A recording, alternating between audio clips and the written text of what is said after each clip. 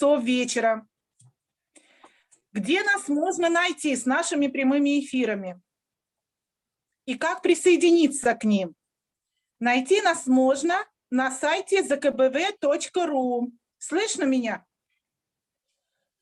Да, слышно, это наш хорошо. командный сайт, с которого вы можете выйти на все наши интернет-ресурсы.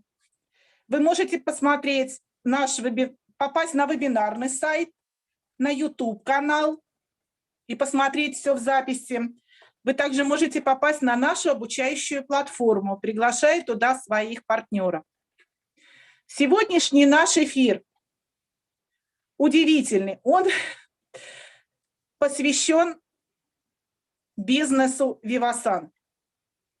Сегодня у нас в гостях Елена Леднева, бизнес-партнер международной компании Vivasan. В прошлом ученый-генетик, вирусолог, биохимик. В настоящее время активно развивает бизнес в нашей компании Vivasan. В онлайн-бизнесе Елена с 2012 года. И свой успешный опыт работы в интернете она сейчас активно использует для построения структуры и продвижения бизнеса в компании Vivasan.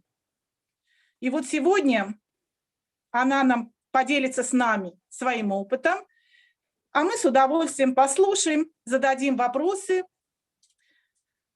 Встречайте, Елена Леднева, бизнес-партнер компании Vivasan. Друзья, всех приветствую. В общем-то, можно, как это, по традиции, да, в чат поставить плюсики, что меня хорошо слышно, видно. Особенно, кто присоединяется сейчас в прямом эфире на моем канале Instagram. То же самое, всех приветствую. Друзья, будете смотреть меня здесь, и в какой-то момент, когда будет демонстрация экрана, соответственно, я вас переведу на экран своего ноутбука. Принимаем активное участие, да. Я всегда люблю, когда это не просто какое-то вот, знаете, вещание, школа, собрались, взяли ручки, пишем, а когда это некий интерактив.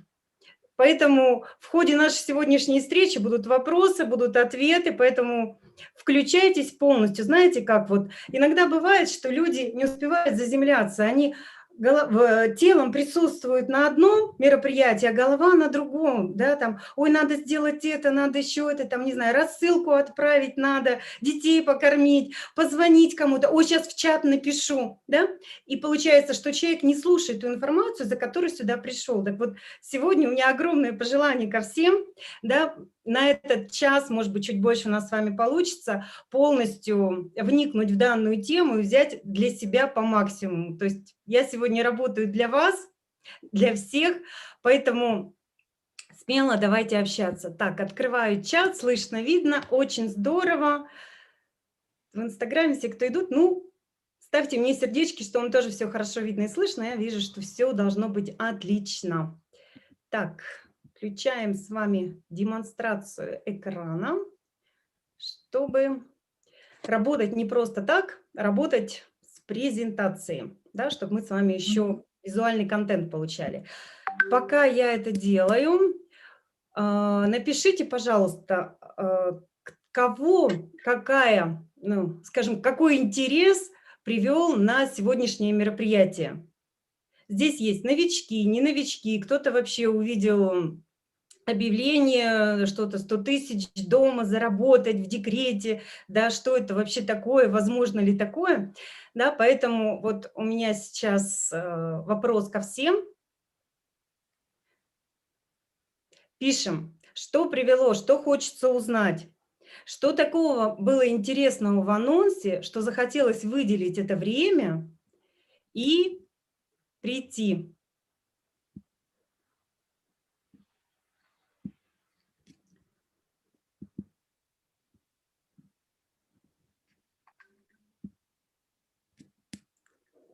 Так.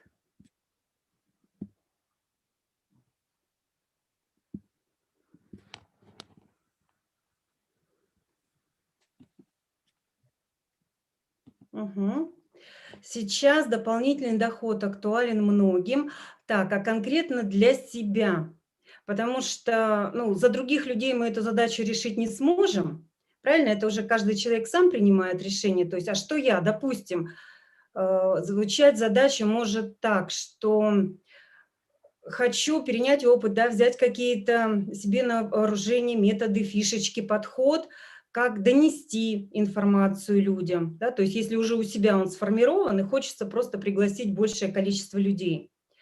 Так, мне очень важно учиться, а чему? Да, конкретизируем задачу, потому что учиться можно разному. Можно учиться тому, как пригласить на встречу, можно учиться тому, как провести презентацию, можно учиться тому, как сопровождать новичка и так далее, и так далее. То есть чему хочу научиться? Как можно все успеть? Дом и бизнес. Мгм. Приоритеты, да, дальше. Интересны варианты дохода на ароматерапии. Сочетать семью, детей, бизнес. Хорошо, хороший вопрос. Ну, мы сегодня это тоже затронем. Видите, в каком ключе, может быть, для вас будет немножко неожиданно. Конечно, ведению бизнеса. Бизнеса, я так понимаю, с Вивасан. Да, Инстаграм все мне машут, все приветствуют. Шикарные волосы, благодарю. Мне очень приятно получать такие комплименты. Мне мои волосы тоже нравятся. Но все-таки пишем о том, что вас привело на мероприятие. Все-таки, да, целый вечер взяли, выделили для того, чтобы прийти. Что же вас заинтересовало?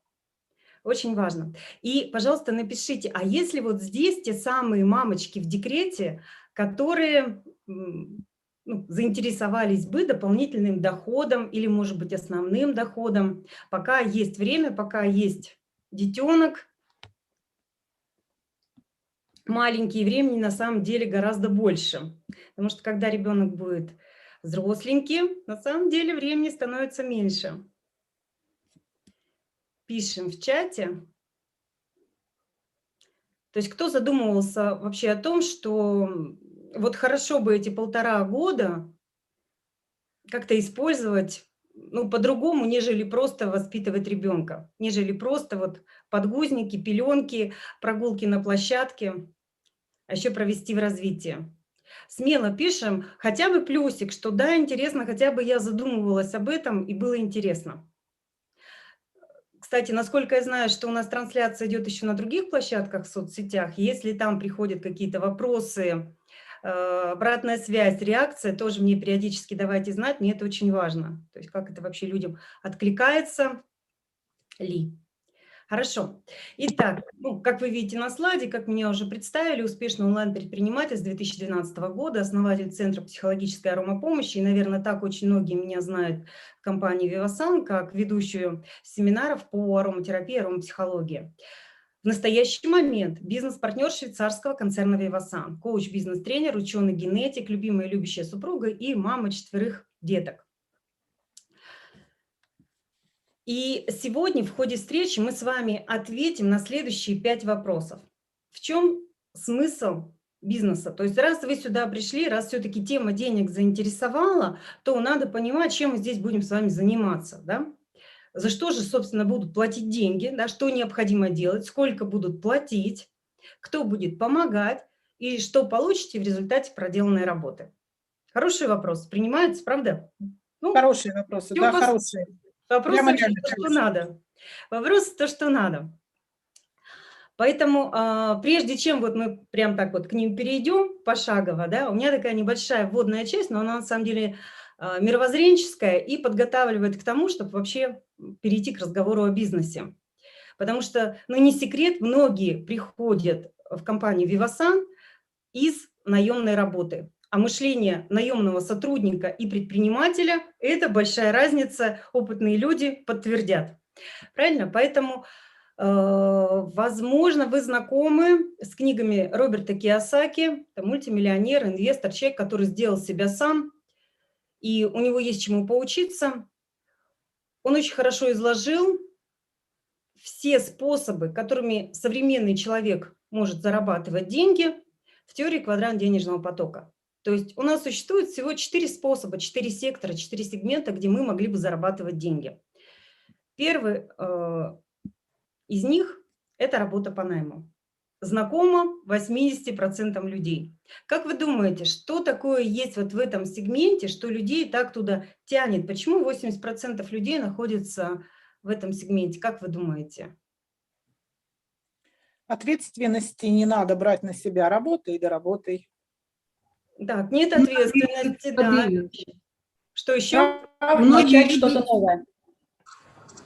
Страх начать что-то стабильность. новое, да, то есть там привычная клеточка, пусть платят мало, пусть жесткие условия, пусть в 6 утра надо вставать каждый день на работу и ехать в переполненном транспорте, но зато все знакомо, автобус знакомый, да, метро, маршрут знакомый, ничего менять не надо, согласна, есть такое. Что еще? Какие еще? Стабильность, когда знают точно, сколько получат за месяц. Многих это устраивает. Угу. Но это можно... Гарантия, да. Стабильность какая-то, а там неизвестность. Соцпакет. Так, соцпакет и такая некая иллюзия стабильности. Вот мне этот молодцы, что назвали, мне это вот всегда очень нравится, когда на собеседованиях, на встречах люди называют, что ну есть стабильность, я знаю, сколько получу. Я говорю, хорошо, ты знаешь в рамках чего? Месяца, полугода, года, 5 лет. А ты уверен, что через 10 лет тебе будут платить на этом же месте такую же зарплату, а лучше еще каждый год проиндексированную?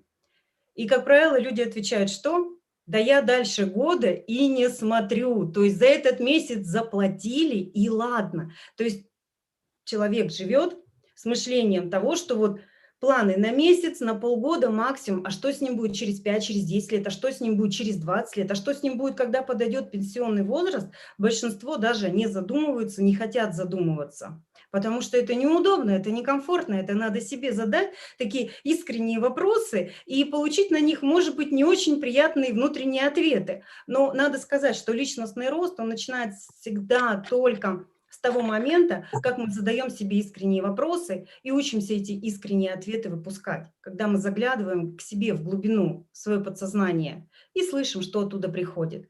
Поэтому совершенно верно. Да, вы назвали те плюсы, которые обычно называют люди. Так, я сейчас вот нас чуть вниз опущу, наш ряд видео. Да? То есть что здесь есть? Быстрые деньги. Месяц отработал, деньги получил, месяц отработал, получил. Хотя в современных условиях, опять же, вы знаете, как бывает, месяц прошел, человек отработал, ему говорят, вы знаете, интенсивность в этом месяце по больнице была маленькая. И мы вас лишаем премии, дорогие доктора и медсестры. Вы получите только свой оклад. Что вы хотели получить? 55? Ну вот 40 в этом месяце, извините, 40 вас ждет. И все, вы рассчитывали на другое. То есть это не сказки, это то, что я получаю из живых бесед, из живых собеседований, да? Или человек работает, и он вообще не знает, а на завтра его контора-то она сохранится или нет. И надо сказать, что я сама после окончания аспирантуры своей научной деятельности приняла решение поработать в наемной работе, да, это был найм, но это была очень крутая фирма, медицинская компания крупнейшая, я прошла обучение в Швейцарии по стволовым клеткам и была, соответственно, здесь таким вот уникальным специалистом по созданию банков стволовых клеток. 5,5 лет для меня прошли плодотворно, да, они мне очень многому научили, то есть 5,5 лет наемной жизни. Я увидела все прелести, как строится карьера, вообще какие там есть потолки. Я видела, что люди, которые достигают 50-летнего возраста, какими бы они ни были прекрасными сотрудниками, их меняют на молодежь.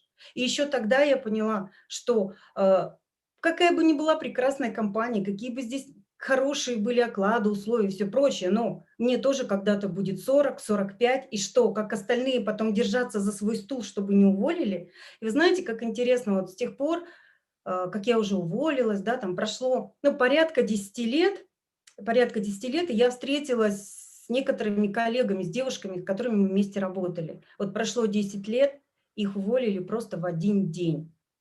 Моя знакомая, говорит, она месяц рыдала, потому что ипотека, 3 детей. И сказали спасибо, спасибо, ты все сделала, но мы в твоих вот не нуждаемся больше. Нам вообще как бы мы упраздняем, может быть, эту должность. Ну, что-то такое сказали ей. И все. И в один день она оказалась на улице. То есть в то время я видела, как меняют коммерческих директоров. То есть вот коммерческий директор – это все-таки не последнее лицо в компании, да, и этот вот молодой человек, мужчина, я помню, как он ко мне подошел в коридоре и сказал: Лен, меня уволили, представляешь? Я сделал все, я столько бизнес-планов написала, столько сделал проектов. Вы понимаете, какая у человека была зарплата? Да? Это так вот, о стабильности, насколько наемная работа является стабильной. Коммерческий директор, очень хороший оклад. Может только представить, какие у человека наверняка были кредиты, там, может быть, с жильем, может быть, с машиной, и в один день ему говорят, ты нам больше не нужен. Понимаете, то есть вряд ли кто-то, независимо от того, занимает человек высокий пост, занимает он низкий пост, ну, никто не может быть уверен, что спустя год мы будем нужны. Может, вообще этой компании не будет. Поэтому это, опять же, такой очень неудобный вопрос посмотреть, а если здесь стабильность? Но если мы не будем смотреть, жизнь создаст все условия, чтобы мы в это посмотрели. И нам скажут, ты здесь засиделся, давай-ка тебе пора расти, твоей фирмы нет. И как вот у меня есть еще в организации девочка одна, она дважды уходила в декрет, и она говорит, Лен, интересная ситуация, ухожу в декрет, контора эта закрывается, мне некуда выходить на работу. Декрет заканчивается, устраиваюсь на следующую, работаю, рожаю ребенка, ухожу в декрет, и эта контора снова закрывается. Ну вот сейчас она снова сидит в декрете. Посмотрим, что будет дальше. Но ей тоже это не надо рассказывать, да, насколько это все стабильно. То есть иногда жизнь нас может завести в такие условия, что мы просто вот не хотели думать раньше, да, но подумать придется. Поэтому пожелание здесь такое, что когда находимся в этом сегменте, не ждать ни в коем случае, что «а меня принесет, это других увольняет, это у других там все, да, а у меня все точно будет хорошо». Посмотрите на ваших коллег вокруг, в смежных организациях, в смежных компаниях, что у них происходит с карьерным ростом, если там рост дохода, если возможность карьерного роста, как для женщины, мы с вами здесь в основном женщины, девочки все собрались, да, и мы знаем прекрасно, как на руководящие посты любят ставить мужчин, а как правило, наш доход, он связан с карьерным ростом. То есть, да, горизонтально мы можем развиваться как специалисты, становиться востребованными, интересными, дойти до некого максимума. Но чтобы было повышение по зарплате и, соответственно, уровень нашей жизни, нам надо расти по карьерной лестнице. А там, извините меня, все схвачено. Да? Если вы ни кум, ни сват, ни зять, ни брат, то уж на самую верхушку вы точно не попадете ни в госучреждении, ни в коммерческой организации. То есть, как правило, это очень хорошие знакомые, проверенные, с которыми учились в школе или в каком-то высшем учебном заведении, то есть или друзья детства, или близкие родственники. Просто так не попасть. Поэтому смотрим, доход ограниченный, однозначно, нет времени. Но про это даже и говорить не приходится, потому что хотим мы, не хотим, а на работе есть жесткий регламент. К 8 пришел, там, до 6 отработал, да, или к 10 пришел, до 9 отработал. А иногда говорят, не хочешь свое место потерять, вот тебе еще надо час-два остаться. И я это очень хорошо помню, когда после работы мне еще надо было, мы встречали постоянно иностранных коллег, к нам приезжали они с проверками, скажем так, нашей деятельности, и мне их надо было отвозить в гостиницу, иногда надо было отвезти в ресторан, и никого не интересовало, что у меня дома ребенок сидит с няней. Да, то есть я эти все прелести видела очень хорошо. Утром я должна была до работы заехать в гостиницу, забрать этого гостя, по дороге ему еще на английском провести экскурсию, мини-экскурсию про Москву, довести его до места, да, и вот, ну, как бы, и все это вот включено, да, не хочешь, называется, до свидания, таких, как ты, мы найдем, может, не сразу, но найдем, да, понимаете? Поэтому вот это ощущение на работе, что ты здесь вот не являешься чем-то, может быть, поистине ценным, что ты в какой-то момент ощущаешь себя материалом, и когда станешь по какой-то причине негоден, не дай бог заболел и выпал на полгода, просто уволят, да? И когда мы проходили какие-то кризисы, вспоминаете, кто там, 2009 год, 2014-2015 год, как люди боялись сокращений. Сейчас коронавирус, как боялись сокращений.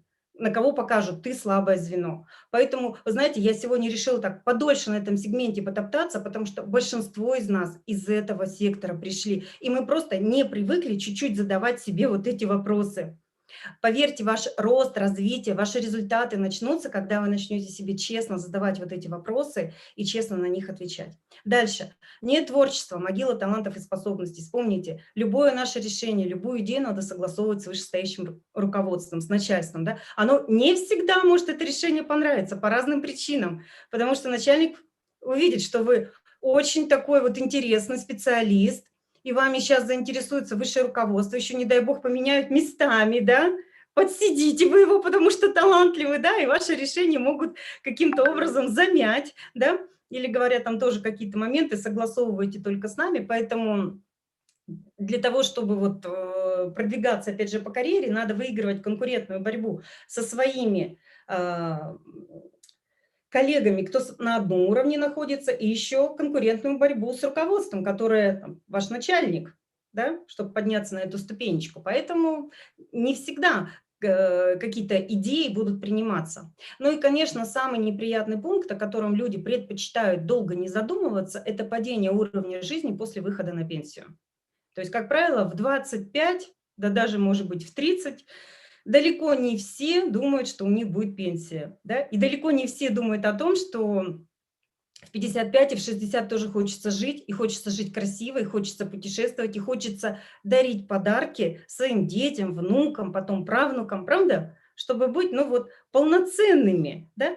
И на самом деле об этом задумываться надо рано, да? То есть еще 20 с чем-то лет, а уже надо подумать, а как я буду жить и через 30, и через 40, и через 50 лет.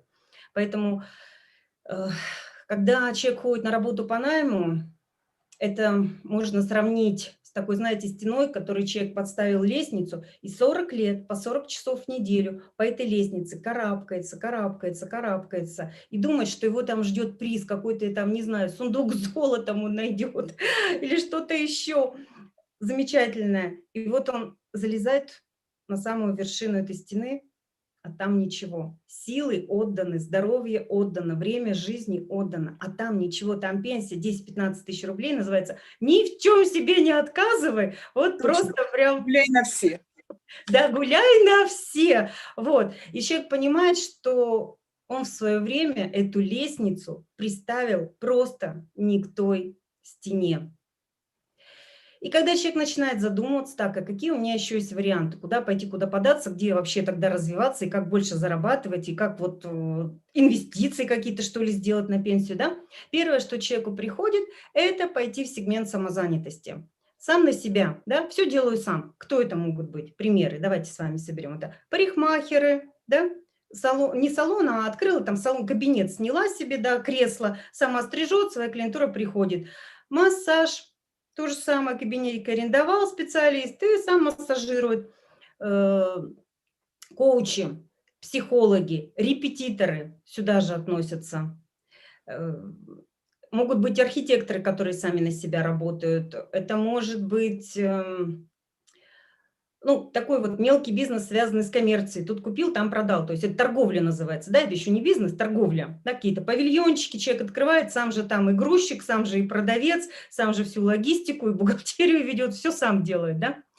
Вот, мне этот сегмент тоже очень хорошо знаком, потому что я не могла его мимо обойти. И вы знаете, потом, как я читала в литературе, это абсолютно естественно, и так и происходит. То есть человек не может перепрыгнуть своим мышлением из сегмента работника по найму сразу в бизнес.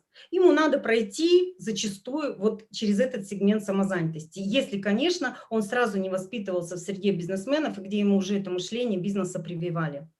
Вот. Поэтому я шагнула в сегмент самозанятости, когда родила третьего ребенка. С третьим я работала тоже до самых-самых родов, вот прям родила, и первый раз разрешила себе декрет. В скорости у меня появился четвертый.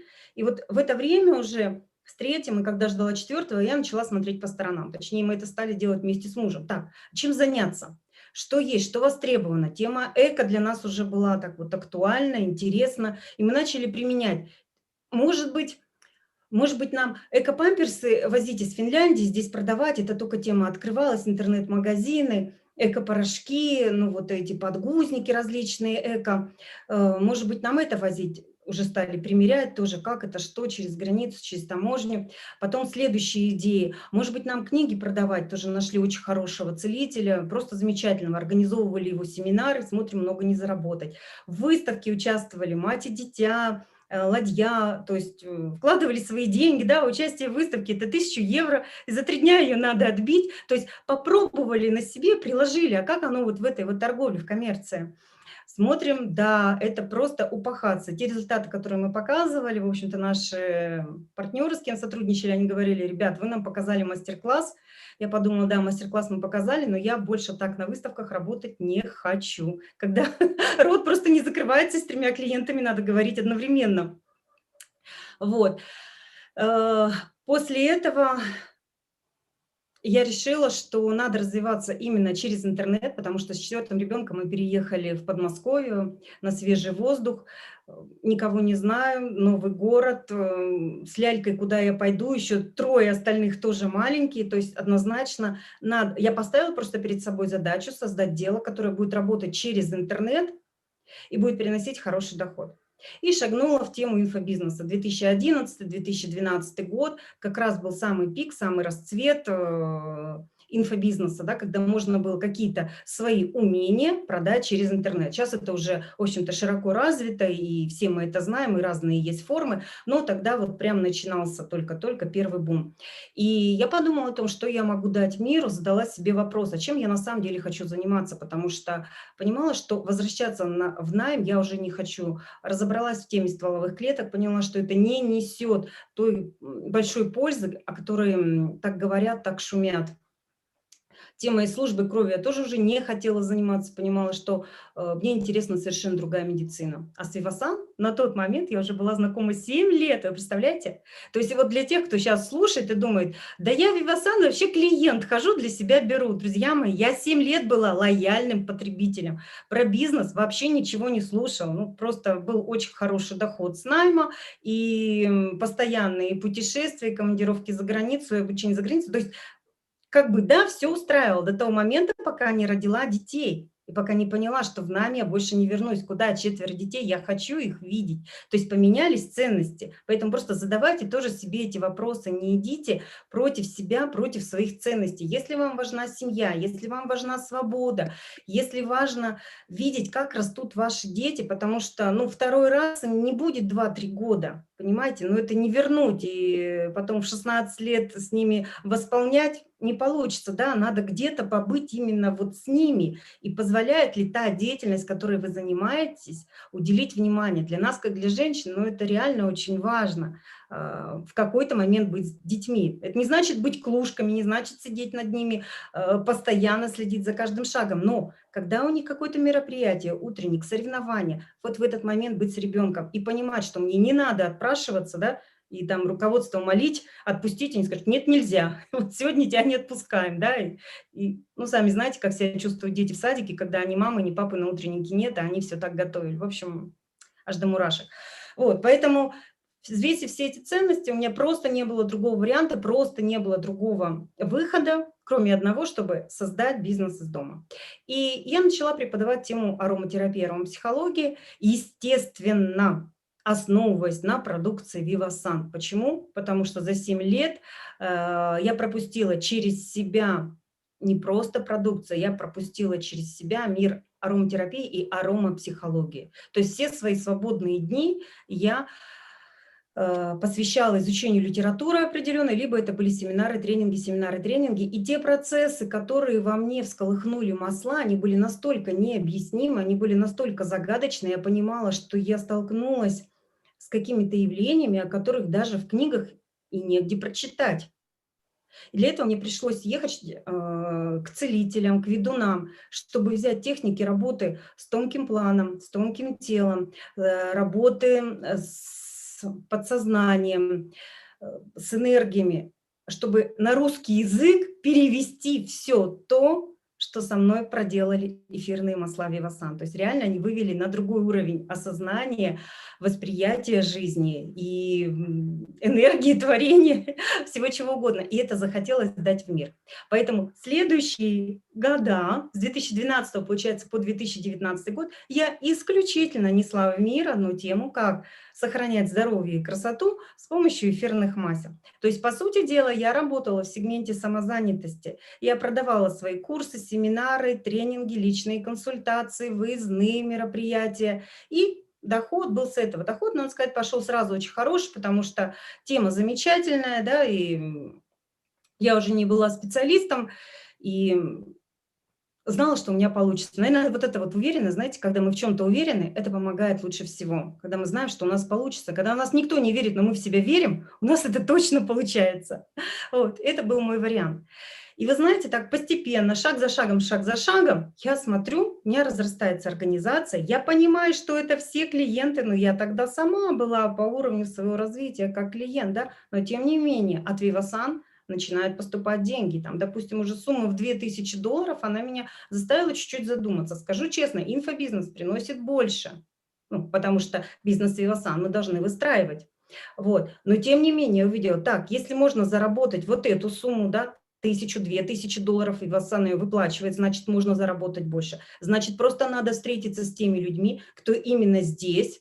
А на тот момент я уже слышала, что есть люди, которые в данной индустрии зарабатывают и 10 тысяч долларов, и 20 тысяч долларов. То есть и миллион, и 2 миллиона, и 3 миллиона. Это все возможно, это все реально. То есть надо просто понять, а что делают эти люди? Значит, они делают что-то другое, отличающееся от всех других, раз у них совершенно другие доходы. И я начала интересоваться, конечно, с вышестоящим наставником встретилась, с теми лидерами, кто у нас есть в компании. В целом по индустрии начала смотреть, что есть, какое движение, и поняла, что мне нужна система. В принципе, онлайн я уже знала, да, главное вывести ее было теперь, переформатировать на бизнес, потому что когда мы людям несем только тему здоровья и красоты, мы им показываем всего 30% от тех возможностей, которые есть в компании Vivasan. Если мы им показываем сторону финансового благополучия, мы открываем все 100% шансов. Так вот, в самозанятости, да, проходя этот сегмент и вкусив все его плюсы и минусы, вот я хочу вас спросить, кто, может быть, тоже сталкивался, как вы думаете, какие есть плюсы у самозанятых? Почему люди туда переходят? Пишем смело. Кто смотрит в Инстаграм, тоже пишем. Кто может вживую ответить, отвечаем вживую. Будет очень здорово. Правильно, неправильно, не имеет значения. Нам, как всегда, Свободное важно... время для многих очень важно. Как раз именно это время, когда мы можем планировать свою работу и жизнь в семье. Да, то есть человек во всяком случае может распоряжаться, да, своим временем, сказать, когда я работаю, а когда я свободен. Да, есть такое, то есть хозяин своего времени. Что еще из плюсов появляется в самозанятости? Самозанятым людям не надо нести ответственность за структуру, обучать их. Сам продал, сам все сделал, и время свободно, голова не болит. Ну, то есть небольшой, может быть, функционал, да, по сравнению с Да, предпринимателем. небольшой, да, чуть-чуть поработать. Да, да, так.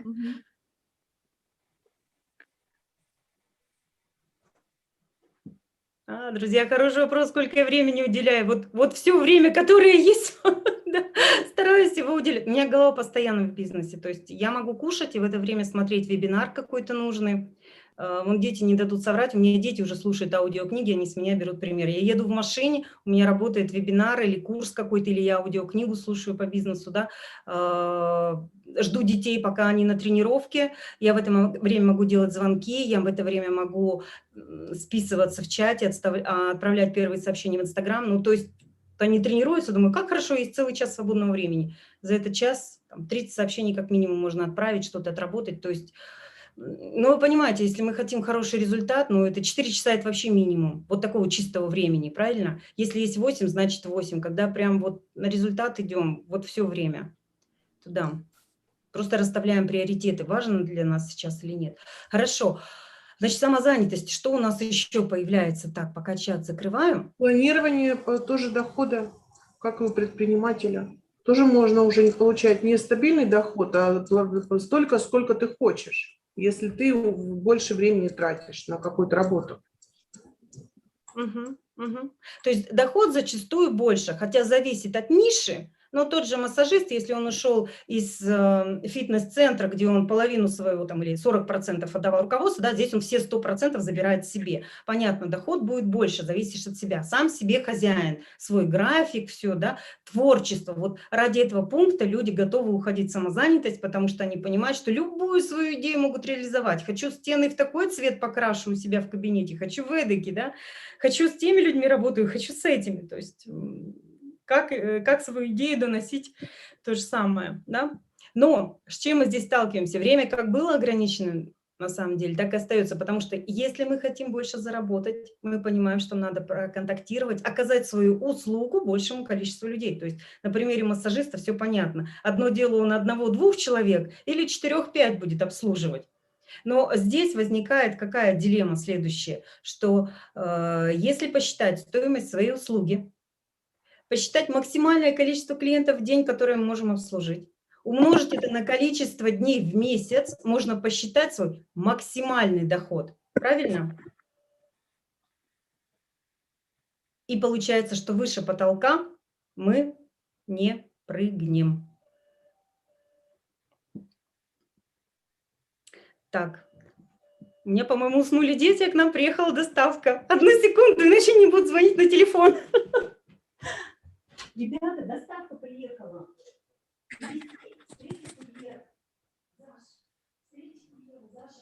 Пока у нас Елена отошла, Давайте я, может, покажу, где можно оставить заявки, пока у нас есть. конечно, конечно.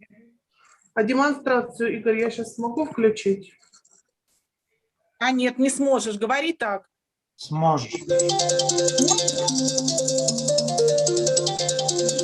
не могу. Телефоны нам звонят.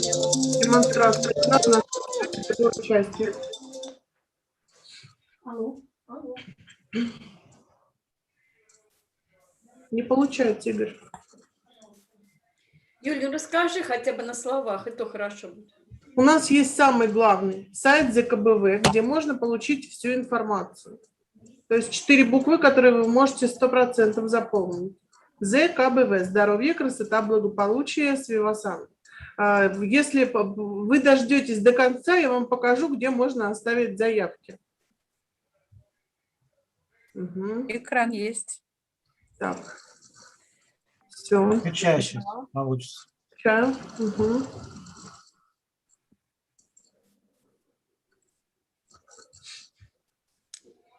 Потому что тема для многих интересна, и если вы хотите узнать больше, вам, конечно, нужно оставить заявочку. Так, каким образом это сделать? Если вы смотрите в соцсетях, кстати, если вы смотрите в соцсетях, не забывайте ставить нам лайки, делиться со своими друзьями такой важной информацией, и где можно оставить заявки. Если вы смотрите нас вот на этом сайте Vivasan онлайн, если вы зашли по ссылке, вы внизу видите вот такую анкету. Можете заполнить анкету, если вам интересен дополнительный доход, если вам интересно узнать что-то гораздо больше, чем вы можете услышать сейчас, оставляйте заявку, с вами свяжутся и все вам расскажут. Вставляйте фамилия, имя, отчество, номер телефона. Не путайтесь, пишите, пожалуйста, если вы из России, +7 900 и все цифры. Можете поставить здесь Viber, WhatsApp и Telegram, если вы их используете, и электронная почта. Тоже, пожалуйста, без ошибок, обязательно. Потом ставите вот здесь галочку «Я даю согласие на обработку персональных данных» и нажимаете «Отправить». Если вы это сделали, в течение 1-2 дней с вами свяжется человек, по ссылке которого вы зашли. Кто с вами свяжется, вы вот здесь в правом нижнем углу сможете увидеть, когда заполняете заявочку. То есть по ссылке кого вы зашли. Поэтому имейте в виду, вариантов для дохода у нас гораздо больше, чем вы можете услышать сейчас. Оставляйте заявку и узнаете все. Также у нас есть интернет-магазин Vivasan One. Это вы тоже у представителей сможете узнать, как можно получить дисконтную карту. И ЗКБВ, на котором у нас есть платформа, здесь вся полностью информация. Ну, вот это Обучающая платформа. ее там 160 тысяч человек. Только тут, да тут Так. Угу. Все. Так что оставляйте заявки, не проходите мимо, потому что потом вы можете эту информацию уже не увидеть. Очень часто бывает такое, что, вы знаете, попадается интересная информация, вы сразу это не использовали, и у вас эта информация ушла, этот пост. Вы не успели ни перейти, ни оставить заявку, и вы нас потеряли. Поэтому, чтобы нас не терять, оставляйте заявку прямо сейчас. И ставьте нам лайки, делитесь на своей страничке, чтобы видели и ваши друзья тоже. Так, Елена подошла. Если можно продолжать, то Да, давайте да. продолжать. Мы же ждали, пока вы вернетесь, Елена. Да, я смотрю, интересная, полезная информация, да, чтобы люди действительно подписывались и были на связи, потому что, вы знаете, много вебинаров не бывает, да, здесь надо смотреть, обучаться, и в какой-то момент это срабатывает, и, как говорят, жетон провалился, да, и чьи-то слова для человека дошли, может быть, мои, может быть, ваши, поэтому здесь надо слушать разных спикеров однозначно, и в этой теме иногда повариться, чтобы созреть. Так, ну что, я тогда могу включать видео, правильно? Хорошо. Так, прошу организатора мое видео включить, чтобы я могла тоже начать демонстрацию экрана. Итак, хорошо, демонстрацию экрана включила. Надеюсь, все видно, слышно. Итак, Камеру включите, и вообще будет классно. включить видео. Мне написано, что невозможно, потому что его остановил организатор видео. Видим теперь. Видно, да, теперь? Да, теперь видно. И меня как видео видно, да? И тебя видно как видео. Всё, прекрасно. Включить мое видео, да, есть, отлично. Итак, в квадранте самозанятости мы с вами видим, да, что свой доход можно просчитать максимальный, да, потому что в сутках 24 часа, мы ограничены временем. То есть если у нас запросы определенные на уровень жизни, на качество жизни, и мы видим, что здесь даже работая там, без выходных, без проходных, мы все равно на тот доход, который хотим, не выйдем, то опять же наступает что? Ну, ручки хочется сложить, и вообще непонятно, зачем работать, даже если я это буду делать очень много, и тут, там, допустим, никогда не заработаю такой-то определенной суммы, да, чтобы жить именно в таком доме, именно в таких условиях, именно путешествовать вот так-то, да, и так далее, и так далее. То есть, ну, жить жизнь своей мечты, как это достойно делать человек. Вот. Дальше конкуренция жутчайшая в сегменте самозанятости. Вы знаете, что 95% бизнесов закрываются с 1 по 5 год своей деятельности. Каждый из вас видит, сколько магазинов закрывается, салонов вокруг. Один открылся, да, уже смотришь, снова в аренду сдается, да, там был магазин, стал салон. Вместо салона какой-нибудь еще там техслужба какая-нибудь открылась, они закрылись, еще что-то следующее. И думаешь, вот люди, а ведь за всем за этим стоят люди, и каждому пришлось вложить миллионов 10 хотя бы, чтобы открыть даже маленький продуктовый магазинчик вот на первом этаже дома, да? Это надо сколько организаций про эти 10 миллионов вложить, называется, где мне эти деньги взять.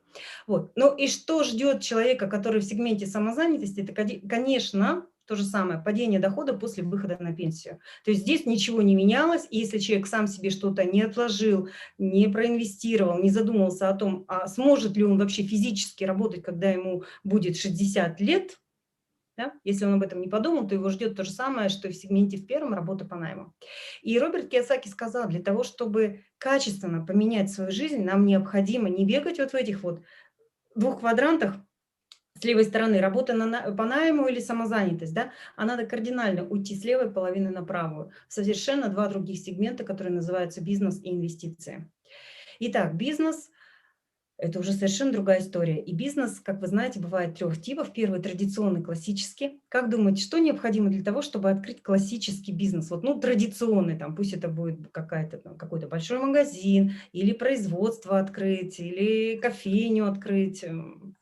Что для этого? Что Как необходимо? минимум определенная сумма денег. Так, а еще даже до того, как у нас деньги появились, вот, допустим, есть у меня деньги, есть у меня на руках там 10 миллионов. Но что мне надо? План. План То есть и... проект, идеи полностью просчитанный, проработанный. Нужно Жанет, понимать, кому вы это будете предлагать, категории сбыта и где это. Бизнес-план составить.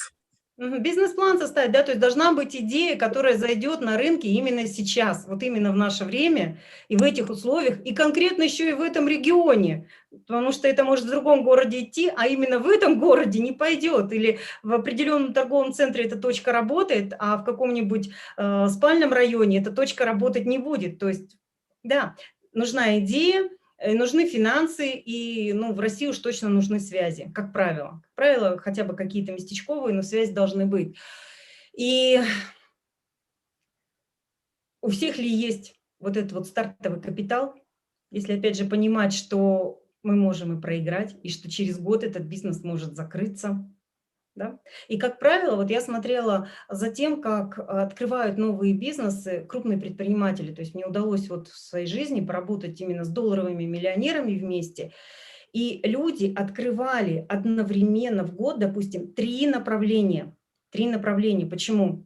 Потому что они знали, что 2 через года 3 точно загнутся. Но одно выстрелит, и вот это одно выстрелившее направление, оно перекроет 2 тех, в которые они в течение этих 3 лет вкладывали деньги, нанимали людей, платили зарплату, проводили какие-то маркетинговые исследования, может быть, что-то еще. Вот. То есть предприниматель, он уже понимает, что надо не что-то одно, а надо сразу несколько открывать направлений. Это если мы хотим развиваться в сегменте большого традиционного бизнеса. Дальше что нас еще ждет здесь? Франшиза. Удобно, готовая идея, готовое, все там вам разложено, да, все покажут, расскажут, как, где должны люди стоять, где персонал, какие бургеры купить, да, как в Макдональдсе или в КФС. Но здесь подводный камень только один – стартовый капитал. То есть сразу надо заплатить, вот как в КФС, допустим, мне ребята говорили, кто интересовались, $800 000. То есть они так примерялись франшизу купить, $800 000. Вот где ее взять, да, вот может быть, бы и хотела открыть что-то, да, но, извините, таких денег нет, да, и я думаю, то же самое, франшизу от СДЭК открыть, это то же самое, надо иметь какой-то стартовый капитал. И опять же, риски есть везде, то есть тоже какая-то точка в одном городе, в одном месте идет, и я думаю, что вот если Starbucks хорошая франшиза, но если ее открыть где-то во Владимирской области, не в самом Владимире, да, а в маленьком городке, наверное, Starbucks там не очень пойдет. Конечно. Да? Вот, ну, вы понимаете, да, то есть может что-то казаться очень красивым, интересным, будь то одежда, обувь или службы общественного питания, но это все равно риск. То есть даже купив франшизу, мы понимаем, что она может не выстрелить. И здесь нас ждет еще 3-е направление в сегменте большого бизнеса – это MLM-система, MLM-бизнес, или как в народе его называют, сетевой бизнес. И вот здесь я люблю всегда задавать вопрос, как вы думаете, чем официальная MLM-компания отличается от нелегальных финансовых пирамид? Есть продукт, Так, есть продукт, да. Еще что? есть план выплаты вознаграждений. В пирамиде он тоже есть. Ладно, хорошо, молодец, Ирина. Называем идеи, потому что правильно, неправильно. Сейчас не это главное. Главное выпустить, да, что у нас там есть на этот счет. Деньги надо вкладывать там, а здесь Да, нет. все верно, да. То есть если вам говорят, принеси деньги, получишь деньги, это точно финансовая пирамида. То есть в финансовой пирамиде надо принести какой-то куш, 100, 150 сейчас тысяч уже просят. Принес, отдал, этот куш распределился между там, вышестоящими уровнями, по чуть-чуть, основное, конечно, ушло устроителю пирамиды, и все, и потом говорят, ну, хочешь себе вернуть 150 тысяч, но найди еще там 2-3 человек, которые также сдадут, да, не важно, что у тебя с ними потом отношения испортятся, да, не важно, что тебя потом все будут посылать, но ты-то лоханулся уже, давай еще найди 2, называется. Вот, и кто-то не желает разбираться, да, идет сюда. В сетевой компании, в официальной сетевой компании, это называется, знаете, точка входа. Точка входа, то есть в финансовую пирамиду в незаконную принеси деньги. И все, ни товара, ничего на руки не получишь. Отдал деньги, до свидания, пришел домой с пустыми руками. В сетевой компании что мы делаем с вами, в частности с Вивасан? Мы заходим на сайт интернет-магазина, да, оформляем дисконтную карту, заводим, да, как в обычном интернет-магазине, просто заполняем анкетку и дальше выбираем себе 5 наименований, первый раз любых, того, чтобы мы и так взяли в магазине, да, в любом там другом, люди заходят на сайт iHerb, люди заходят еще куда-то, также хотят себе хороший шампунь, также хотят хороший крем для лица, также хотят для рук, для ног, витаминки для детей и для себя. И вот они, пожалуйста, 5 наименований. То есть мы зашли в магазин, в интернет-магазин, набрали себе в корзину, что нам надо в этом месяце, оплатили по карте, нам домой все привезли. Правильно? То есть получается точка входа, как в обычном магазине. И второе отличие – это за что платят деньги. В финансовой пирамиде платят со взносов вновь прибывших людей. То есть новички пришли, деньги принесли, сдали, и вот их поделили. Все, закончилось опять, да? Приток новичков закончился, поступление в пирамиду закончилось, пирамида закрывается, лопается. Вы знаете, что, как правило, они год-полтора живут. Мавроди сколько, 2 года продержался, его поэтому называют финансовым гением. Наверное, потому что это что-то первое было у нас тогда на территории России, поэтому так долго. Да? Финансовые пирамиды долго не держатся. Они сейчас, конечно, себя маскируют, они иногда предлагают какой-то очень дорогой товар, необоснованно дорогой, там 1-2 у них позиции могут быть, да, со сказочной ценой, ну, просто чтобы вот так себя завуалировать. И так, эфир продолжается. Вот, и в сетевой компании, в официальной сетевой компании, за что нам платят деньги? Вот смотрите, я зашла в интернет-магазин, что-то себе купила, да, там, моя сестра родная в Канаде зашла себе через Америку, заказала, что-то купила. Моя другая сестра в Москве живет, себе зашла, заказала, что-то купила. Мои подружки, масса подружек, у которых уже оформлены, благодаря моей деятельности, карты Вивасан, зашли. Кто-то себе на 1000, кто-то на 2000, кто-то на 5, кто-то на 10, кто-то на 50. Вместе создался товарооборот для компании. То есть каждый для себя купил по чуть-чуть, вместе создался большой товарооборот. И вот с этого созданного товарооборота компания нам выплачивает процент. Определенный процент. Мы все четко знаем, он прописан по маркетинг-плану. Ну, в среднем можно так сказать, что примерно 10, да? Но мы все можем просчитать до копеечки, естественно. Но это уже на отдельных занятиях идет. Таким образом, в сетевой компании, в официальной, нам деньги платятся с созданного товарооборота, то есть с покупок людей. То есть люди заходят на сайт самостоятельно, сами для себя покупают, мы им ничего не продаем в этот момент, мы можем спать, да, а люди зашли на сайт и что-то себе заказали, что-то себе купили. И за месяц подсчитывается товарооборот в организации, с этого товарооборота нам компания платит деньги. То есть они не из воздуха, они уже с созданных покупок, правильно, с совершенных покупок. И теперь следующий сегмент – это инвестиции, да, сегмент такой инвестора. Ну, это то, куда хочет попасть, наверное, любой предприниматель, потому что бизнес, да, бизнес – это то, что работает без нас. Но любой бизнесмен понимает, что чтобы бизнес начал работать без нас, это надо, ну, 5, а то и 10 лет поработать. Неважно, сетевая это индустрия будет или традиционный бизнес, правильно? Чтобы все поставить и чтобы все работало как часы и нас не занимало, да, это надо несколько лет быть полностью вовлеченным. Я то же самое видела, как работают крупные предприниматели. В 8 утра он уже на работе, он уже встречи проводит. Понимаете, владелец фирмы. В 8 утра он раньше, чем сотрудники приходят, он уже на работе, да, потому что тоже в бизнес надо вложиться. В этом плане наша деятельность ничем не отличается. Нам тоже здесь 5, 6, 7 лет, в зависимости от того, на какой пассивный доход в последующем мы хотим выйти, надо будет поработать. То есть это не какая-то манна небесная, где мы пришли, оформили дисконтную карту, и тут какие-то деньги нам стали генерироваться, да, криптовалюта стала падать. Нет, здесь все созданного товарооборота, то есть тоже надо будет поработать, вникнуть, разобраться. Так вот, следующий сегмент, который нас всех манит, это инвестиции. Почему? Потому что только инвестор имеет и свободное время, и большой доход. То есть инвестор – это тот человек, который уже заработал деньги и уже умеет ими распоряжаться так, чтобы деньги работали на него.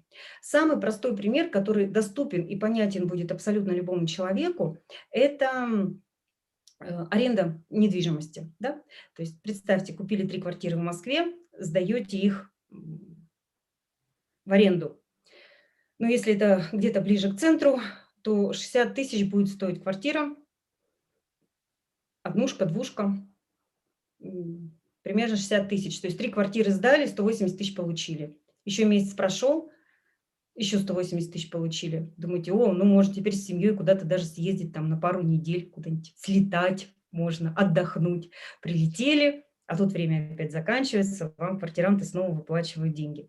Как вы думаете? То есть вот чувствуете, да? То есть вы в этот момент не работаете, а деньги вам платят. Правильно? Вот. Как вы думаете, как долго вы сможете получать деньги вот, со сдачи жилья в аренду? Неважно, коммерческая недвижимость это или частная. Как долго? Ну, до тех пор, пока она будет в хорошем состоянии, а потом надо будет делать ремонт, еще что-то. Да, ремонт сделали, снова сдали, в принципе, да, потому что доходные дома вот в Питере, в Москве стоят, они как при Пушкине сдавались, их так и называли, так и сейчас они стоят в центре города, и там такие цены на эти квартиры, да, то есть сделали красивый ремонт, все, и снова сдаем, да, вот, то есть все правильно, можем сдавать их бесконечно долго, детям своим можем передать эти квартиры по наследству? Конечно, Ну да. можем, да. И у детей уже будет какое-то подспорье, то есть им уже не с нуля свою жизнь надо будет начинать, у них уже будет определенный доход, они себя уже смогут попробовать в жизни смелее. Возникает вопрос, если вот это так все нравится, что да, хорошо быть инвестором, да, хорошо вот так вот получать деньги, и свободное время появляется, и можно чем-то заняться интересным, что же мы тогда не там, да? Ответ один, а где взять денег на 3 квартиры в Москве? Правильно? Да, и сколько мне это лет понадобится, чтобы их накопить? Вот. Поэтому вопрос мой будет звучать следующим образом. А интересно узнать, как, не имея 3 квартир в Москве, получать те же самые 100-180 тысяч в месяц таким же способом, как это делает инвестор. Это интересно узнать? В Инстаграме, кто смотрит, вам как? Интересно узнать ответ на такой вопрос? Плюсики ставьте в чат, кому интересно. Ох, сейчас включу зарядочку для них. Интересно, да? Очень даже интересно. Интересно. Это хорошо. Это хорошо, потому что мы переходим. Ждем. Очень интересно, да. Так, а тогда ответьте мне еще на один вопрос, последний такой подводящий вопрос. Как вы думаете, а чем отличается человек, который работает в сегменте найм, и человек-инвестор? Как вы думаете, чем они отличаются между собой? Мышление. Мышлением, совершенно верно. Да, мышление – это выборы. То есть там, где предлагается какая-то возможность, один скажет, ой, нет, боюсь, да, другой скажет, так, что надо делать, давайте разберусь, давайте вникну. Вот и все. Да? То есть мышление – это наши выборы. И поэтому я в свое время, да, вот этот вот вопрос задала себе, а чем же я хочу заниматься, да, и с кем я хочу быть связана, так. И ответ пришел, знаете, практически сам собой. То есть я поняла, что Vivasan это навсегда для меня. Мне муж спрашивал, говорит, а если у тебя не получится бизнес, а если у тебя твой инфобизнес не пойдет, вот что ты тогда с Vivasan? Я говорю, я с ним не расстанусь никогда. Я сюда пришла навсегда. Я здесь все люблю, мне здесь все нравится. И самое главное, я понимаю, что через свою деятельность я несу людям пользу. А мне всегда очень важно, чтобы моя деятельность для людей была полезна, чтобы я могла им смотреть в глаза, Ну да. да, честно, искренне смотреть в глаза и Конечно. понимать, что каждое слово, каждое нам какое-то обучение или какая-то моя рекомендация, они все наполнены смыслом, и они принесут человеку только благо. Вот. Компания более 20 лет на рынке. То есть, когда мы выбираем себе бизнес-партнера, знаете, важно обратить внимание на ее историю. Согласны? Потому что компаний много, приходят и уходят, начинают кричать, мы первые, давайте к нам. Я думаю, к вам ко всем такие приходят периодически сообщения, что давайте, мы новые, мы только открылись, давайте прямо сейчас к нам. Машут, машут, машут, да, прошел год, два, три, я такого вот насмотрелась уже много, да, и потом ни лидера этого, ни компании, потом смотрим, он уже в другой говорит, так, сейчас все кофе пьем, все идем за кофе, значит, все сюда, грибы уже не модно, все уже Да. кофе покупаем, все сюда, да, 2 года прошло, ни кофе, ни лидера, ни этой компании нет, да. Поэтому, когда мы связываем свою жизнь с каким-то бизнесом, очень важно посмотреть, а стабильна ли эта компания. Vivasan прошла 3 кризиса на российском рынке, да, это были, когда 98-й год, меня тогда еще здесь не было, но компания уже была, и были люди, которые вместе с Vivasan это прошли, да. Дальше я помню кризис 2009 год, потом 14-15, и каждый год это было очень умелое управление руководства, когда все делалось и для партнеров, и для клиентов, для того, чтобы нас с вами поддержать, правильно? И когда компания выстояла 20 лет, это показатель того, что она прослужит на рынке еще больше, да? Прослужит еще больше. То есть это уже стабильно. Компания представлена в 30 странах мира. Это значит, мы с вами можем работать практически по всему миру. И я сразу это увидела и поставила себе такую задачу, что группы надо развивать будет международные. Правильно? Потому что даже если какой-то локальный где-то кризис, другая страна может чем-то вытянуть. И на самом деле это тоже так вот имеет место. Компания растет, идет, развивается в разные страны, процветает. За счет кого? За счет лидеров. Правильно? В том числе. Да? За счет нашей инициативы, за счет того, что нам надо. Есть 3 таких основных момента, о которых я обычно говорю про Vivasan. То есть почему Vivasan? Ну, помимо собственных результатов семьи, результатов тех учеников, которые у меня за последнее время, да, прошли курсы, семинары, получили свои результаты. Да, помимо всего этого, у компании очень интересная продукция, основанная на старинных рецептах. Швейцария – это та уникальная страна, в которой сохранились драгисты. Да, драгисты. Уникальная специальность. Люди получают высшее образование, учатся в университете. Я посмотрела в Берне университет, 4 года они учатся. И изучают исключительно одну специальность. Как готовить лекарственные формы из трав и растений. То есть если у нас в мединституте учатся тому, как наладить фармпроизводство, да, и как вот синтетику производить, да, в каких случаях ее давать, то в Швейцарии, пожалуйста, изучают, как применять травы и растения. И вы знаете, я вспоминаю 96 год, это 1996 год, я первый раз попала за границу, это была Австрия, и мы с подружками решили зайти в аптеку, что-то там надо было ей, одной из моих знакомых, то ли мизим, то ли что-то еще для желудка. Мы заходим в аптеку, и вы представляете, нет ни одного химического препарата, ни одного, стоят травки, травки, травки, травки. И моя подруга в таком вообще негодовании, фу, что это за такое, у них даже аптеки нету, одни травы, значит, продают. А для меня это был, наоборот, обратный сигнал. Я думаю, какая хорошая страна, надо же, как все сохранилось, да? Но в Швейцарии тем более.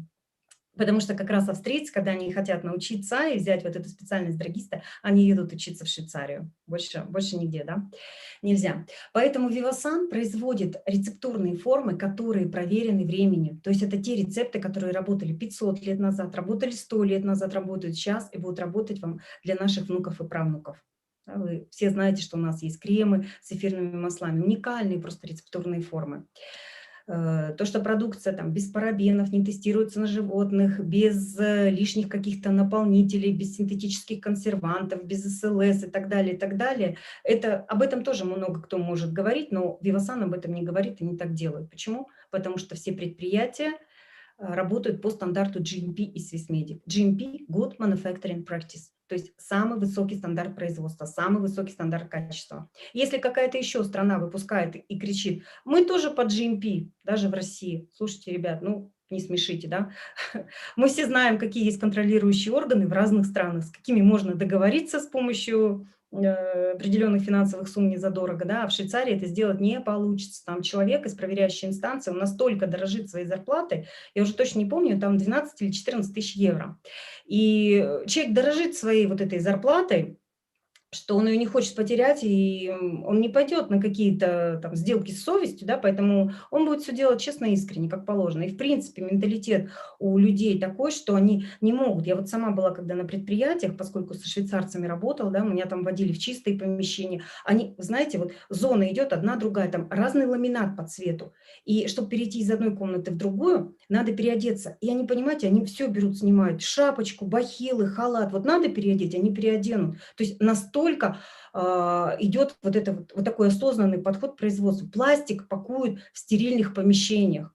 Ну, у нас, извините меня, не все операционные стерильно укомплектованы, да, и какой высокий уровень производства там. Поэтому стандарт GMP, он выполняется на 100%. И следующий стандарт Swissmedic, он еще имеет более строгие показатели, нежели GMP. Поэтому продукция выпускается вообще для внутреннего рынка. То есть это то, что швейцарцы делают сами для себя. Единая линия. 5000 флаконов артишока выпустили, и он распределяется. Часть останется в Швейцарии, часть пойдет в Америку, часть в Россию, часть в Украину, в Казахстан и так далее. Вот, поэтому мы гарантированно получаем тот же самый продукт, который бы мы себе купили в Швейцарии. И это, поверьте, стоит того, чтобы один раз разобраться, да, и стать либо умным покупателем, либо и умным и богатым. Вот. Ну и третье преимущество – биодоступность. Да, то, что препараты Vivasan, те, которые относятся к категории здоровья, они работают с эффективностью 85-95%. Если сравнить то, что есть у конкурентов на рынке, а это не голословные данные, это то, что, скажем так, научные исследования проведены, 30-35% в лучшем случае. То есть у нас как минимум в 3 раза, да, почти в 3 раза выше. Самая частая биодоступность – это 15-20%. Понимаете, да, сколько надо съесть чего-то, какой-то витаминки, чтобы получить те же 90%. Да? То есть продукция конкурентов, ее надо в 2-3 раза больше. Так, основные линии продукции Вивасан, то есть здесь есть все, каждый человек для себя найдет однозначно что-то. И уход, и за лицом, и за телом, и приправки вкусные, здоровое питание, и линия с эфирными маслами. Это вообще отдельная тема, большая, красивая, которая человека выводит на новый уровень развития. Полностью уход за волосами, витамины как для детей, так для беременных, для кормящих мам, уютный дом, то есть... Все-все-все можно найти. Итак, что нам предлагает компания Вивасан с вами? Две возможности. Первое – это иметь дисконт. Что это значит? Оформить дисконтную карту. Да? Когда мы оформляем первые 5 наименований продукции, мы получаем с вами дисконтную карту и имеем возможность с 23% скидкой делать все остальные покупки. Как вы думаете, дисконт всем выгоден? Конечно. Конечно, вот смотрите, сколько нам предлагают вот эти вот магазины, куда мы там идем с вами, Спортмастер, не знаю, там, Карусели, Перекресток, ну что есть, Лента, еще, вспомните, там 2%, 3%, да, 10% это насколько там надо накупить, чтобы дали, да, 10% карточку. Я в Спортмастере узнавала, по-моему, у них 15%, это надо... на 150 тысяч накупить. Я говорю, когда еще там накупишь настолько, да, чтобы дали карточку. Ну, В да. Эконике мне девчонки говорили, там на 500 000 надо накупить, чтобы тоже 15% дали. Ну, то есть вот просто это отношение, чтобы оценить, что такое 23% дисконт, с учетом того, что большинство магазинов нам предлагает 2-3%. Вот. Здоровье и красота всем актуальны. Ну, наступает такой период, да, такой момент, когда они становятся актуальны. И вторая возможность, которую нам предлагает компания Вивасан, это зарабатывать вместе. От 4 до 21% с товарооборота, плюс я написала здесь 5 видов премий, 5 видов бонусов, пока ничего не понятно. Но смотрите как, на рынке труда всегда предлагают возможности. И мы предлагаем с вами возможность зарабатывать методом сетевого маркетинга. Вот такой вопрос. Для новеньких, кто новенький присоединился, как вы думаете, вы когда-нибудь сетевым маркетингом занимались? Кто есть новенький? Может быть, в чате напишите, может быть, из других чатов напишите. Сейчас чат открою. Если честно, нет, так скажите, нет, вообще никогда не занималась. Никогда. Мне иногда говорят, на самом деле это нормально. То есть, кто в Инстаграме смотрит, можете там минус поставить, нет написать, не занималась никогда. Очень много бывалых. Народ говорит, что да, занимался, да? Сейчас отмотаю чат. Так. Вивасан Органика мне пишет, занимались. Ну, отлично, я поздравляю. Хорошо. Ну, те, кто сейчас пока не определились, занимались они бизнесом сетевым или нет, или вообще даже сетевым маркетингом, вот так вот, не про бизнес. Смотрите, простой пример. Вы заходите в торговый центр, поднимаетесь там на 2-й этаж, и вдруг видите, там открылся новый магазин женской одежды. Такие красивые летние платья завезли, такая коллекция необыкновенная. Смотрите, а это наш отечественный дизайнер. И ткани хорошие, и фасончики хорошие. В общем, перемерили 2 платья для себя. Подобрали, ну, довольны, потому что и цена, и качество, все отлично. И точно знаете, что второго такого ни у кого не будет. Вы ходите довольны из магазина, из торгового центра, и тут навстречу вам идет подружка. Вот идет Ирина и говорит. Кому она у нас говорит? Ирин, кому ты говоришь? Девчонки, кто смелый? Всем могу рассказать. Вот сейчас могу всем рассказать. Подожди, Сим, ты подожди, давай ты кого-нибудь спроси. Или ты идешь у нас, давай. У нас идет Ирина из магазина с 2 платьями. Я Ирину встречаю, говорю, Ирин, ты чего такая довольная? Просто смотрю, она прям вся светится. Говорю, Ирин, привет. Слушай, ты чего такая довольная? Ой, Лен, привет. Ой, такие платья классные, недорого. Ну вот тут вот. Там скидки дают еще. Я думаю, ты знаешь, как бы сказала? Ну, как бы я сказала. А я бы сказала, слушай, Ир, я себе тут такие платья прикупила. Вообще отпад, просто. Вот согласитесь, мы когда с кем-то увиделись, мы же не говорим, иди туда сразу купи. Мы говорим, я себе купила вот такие, мне так нравятся. Тут Ирина на меня смотрит и говорит, так, где купила? Я говорю, да тут, на 2-м этаже. Слушай, тут такая коллекция. Вообще, смотрю, наш отечественный дизайнер, ну, классный. Ирина. Да, на 2-м этаже, да. Ну, все, Леночка, давай пока-пока, потом увидимся с тобой. И пошла на 2-й этаж, зашла, купила себе там тоже платьице, присмотрела. Как вы думаете, кто получит прибыль с Ирининой покупки? Магазин, А конечно. кто конкретно в магазине? Продавец. Нет, Продавец получит хозяин, зарплату. А прибыль кто получит? хозяин. Нет, точно не получится. Хозяин магазина, да, получит прибыль, правильно. Хозяин магазина, продавец получит зарплату. А мне за то, что я Ирине порекомендовала, это платьице, хотя бы шарфик какой-то подарят, платочек. За то, что я им товарооборот принесла. Ничего не сделают, правильно? А ведь информацию об этом магазине дала я. То есть смотрите, сетевой маркетинг, определение его. Что это такое? Это передача информации о товаре или услуге от человека к человеку. Передача информации о товаре или услуге от человека к человеку. И это что получается? Что мы все занимаемся сетевым маркетингом, начиная с того возраста, как только научились говорить. Гей. В детстве на этой качели качайся, на этой не качайся. Это мороженое кушай, это мороженое не кушай. Правильно? Так? Эту книгу читай, эту не читай. Хочу провести день рождения, выбрала кафе. Девочки, давайте все соберемся в этом кафе. Или там встречу, давайте там проведем, давайте посидим. Там такие булочки, там такие круассаны, там такой чай, да. Пришли, собрались, посидели, оплатили, чек хозяин получил, да, прибыль с нас получил. Мне за то, что я позвала в это кафе, хотя бы плюшек домой детям завернули. Ничего не завернули, и вам не завернут, правильно? Хотя вы в ресторан людей позвали, да, в определенный. Вот, то есть получается, что мы сетевым маркетингом занимаемся постоянно, только за это денег не получаем. А компания Vivasan что нам говорит? Мы готовы с вами делиться частью той прибыли, частью того товарооборота, который пройдет с покупок других людей. То есть вы живете, как и жили, делаете все то же самое, только мы готовы с вами делиться. Как это происходит? То есть вы получаете свой процент от созданного товарооборота, он вам выплачивается. Сейчас переключу следующий слайд. Так, вот чтобы нам было понятно, как это происходит. Для Инстаграм давайте я вас поставлю ближе к экрану, чтобы вы тоже могли видеть. Так.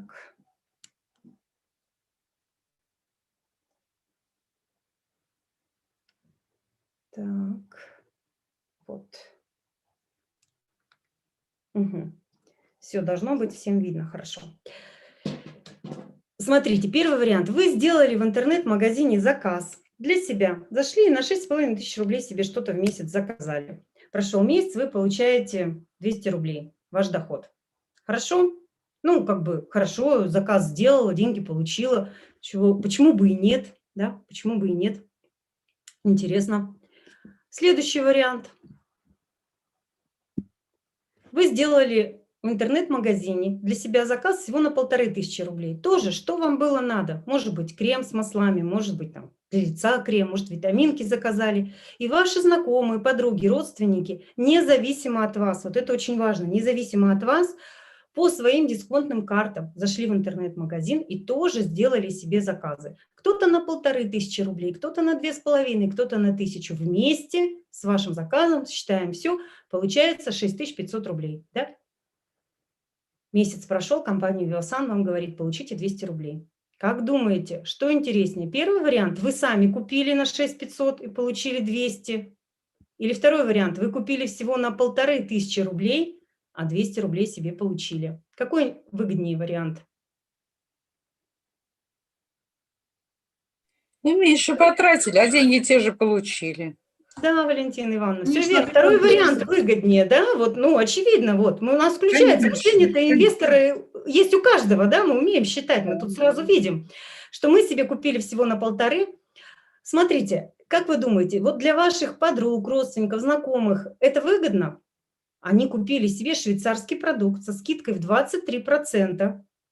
То, что им надо, гарантированно, что это не подделка напрямую от производителя, минуя всяких вот этих посредников, крупный оп, средний оп, розница, где бы еще накрутили в 10 раз больше цен, да, и тот крем, который они здесь могут для лица, супер, там, лакшери крем, вот последние новинки купить за 3-3,5, если бы этот крем прошел череду посредников, как мы это видим в сетях Литуаль, да, там бы он меньше 25-30 тысяч не стоил, да, то есть здесь человек покупает напрямую от завода по дисконтной цене. Людям выгодно, конечно, выгодно. Они купили то, что им надо, качественное, получили домой. Компании Vivasan это выгодно? Конечно. У них прошел товарооборот на 6500 рублей. То есть компании Vivasan это тоже выгодно. Нам это выгодно? Однозначно. Мы себе всего на 1500 взяли, а 200 рублей заработали. То есть что мы видим, исходя из этого примера? Что для компании Vivasan, собственно, все равно, как мы организуем этот товарооборот. В одиночку или вместе с кем-то. Главное, чтобы он прошел. И мы от этого товарооборота получаем определенный процент. То есть неважно, сделали одни или сделали с кем-то. Но понятно, маленькие суммы мы можем сделать самостоятельно. А если мы хотим доход больше, не 200 рублей, а 200 тысяч, да, то значит надо товарооборот создать больше. 6500 товарооборот в месяц, наш доход где-то 200 рублей. Ну, скидочка, которую можно учесть заказ, мелочи, приятно. Создали товарооборот на 43 тысячи рублей в месяц, уже получаем 2. На 60 тысяч – 6. 250 тысяч товарооборот создали, получаем 25 тысяч рублей дохода. Создали товарооборот на 700 тысяч рублей в месяц, и здесь у нас уже доход будет порядка 80 тысяч рублей, там плюс-минус, ну, где-то вот так вот, да, для начала. Правильно? Правильно. Теперь возникает, глядя на эту картинку, следующая мысль. Так, 80 тысяч в месяц хочу пассивного дохода, никому ничего не продаю, люди сами заходят на сайт, сами себе все покупают, я 80 тысяч получаю. Так, как организовать? Это же сколько людей у меня должно быть в организации? Правильно? Возникает следующий вопрос.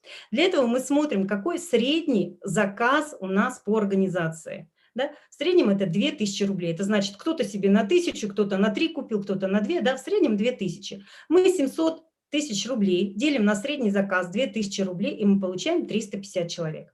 То есть, если у меня в организации 350 человек, то я уже гарантированно сделаю для Vivasan товарооборот на 700 тысяч рублей, и значит, я гарантированно получу свои 70-80 тысяч. Правильно? Правильно.